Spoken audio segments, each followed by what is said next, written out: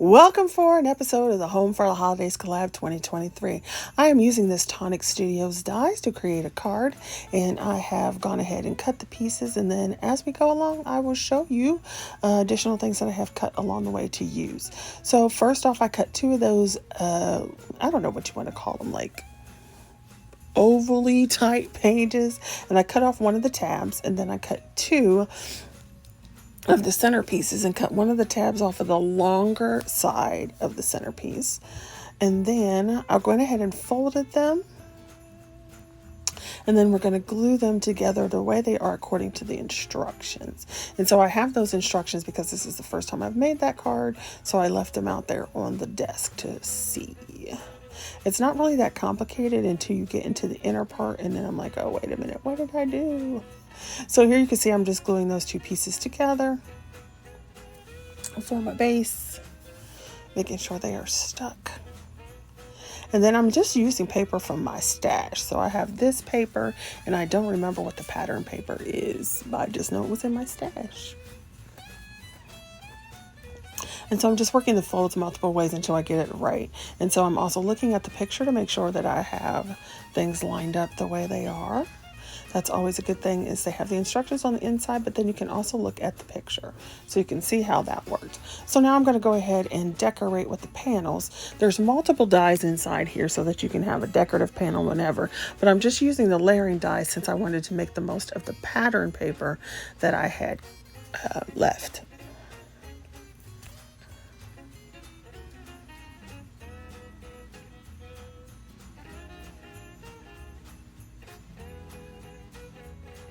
I love this little snowman. I've had this paper forever. So I'm down to my last few pages.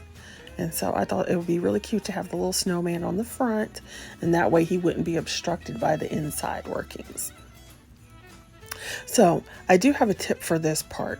You want to make sure that when you cut the sections of this piece that I'm gluing, when you put them on your paper, make sure you pay attention to the orientation of the die, because I cut it originally so that I would have snow on the bottom, and I cut it the wrong way, so I had to go back and cut some more, and you'll see that later where I cut more. So since I had this going, I went ahead and just glued on the panels that I had for the intersection, and then off camera I cut more die pieces and then just replaced them.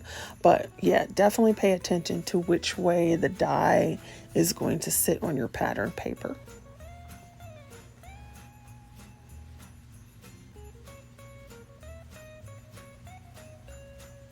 I love this color together, this like rustic green with the gingerbread color. It's fabulous. So see, here's where I was talking about, because they only give you one die to cut those four pieces as far as well, they actually give you two, but one's got a stitch detail, which is the one I used, and the other one is plain.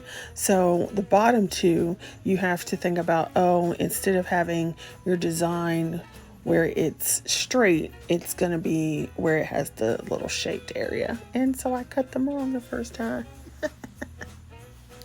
So here I'm gluing down the inside of that mechanism. And this is a little tricky when you think about it, because you got to get lined up so that it works right. But once you get that going, you're good. So now we've got it all dressed up, ready to go. I pulled out some My Creative Time, and this was an Alinacutle for the sentiments on the inside. So I had stamped those out and put them on, and I'm gluing those together. And those are going to go in the center panel. And here's a tip for this if you have this die or use this die. For these sentiments, you'll notice that I put the sentiment closer to the edge, depending on which side of the mechanism it was going to be on, because you do have that part that obscures it. So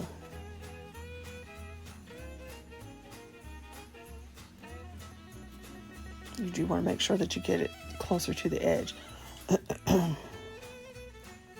So here I'm taking those letters and words and putting them on their base, and they needed a little bit of edging. So once I get these glued down, I'm going to do the same thing. So you'll notice here that I worked it towards the outer edge, And then on this side of the piece, I worked it towards the outer edge instead of centering them, because if you'll notice, a good deal of that center section is behind the mountain fold.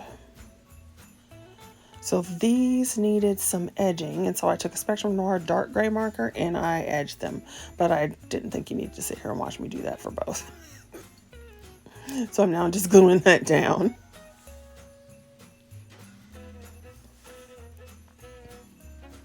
Then I decided that I wanted to bring some of that gold to the inside, and as well as the star detail, because there's none of that on the inside. So I pulled out this Elizabeth Craft Design Christmas die, and it had 3 stars. And so I just cut 6 of them, and I placed them around the card to bring in that gold and the star detail. And so that will be the card. So definitely watch the other ladies who are participating in this collab. They will be in the description box below. And play along with us and use the hashtag so we can see what you are making. We will be here every day for the first 12 days of December at 10 a.m. And yeah, so we can show you our holiday makes. Happy holidays!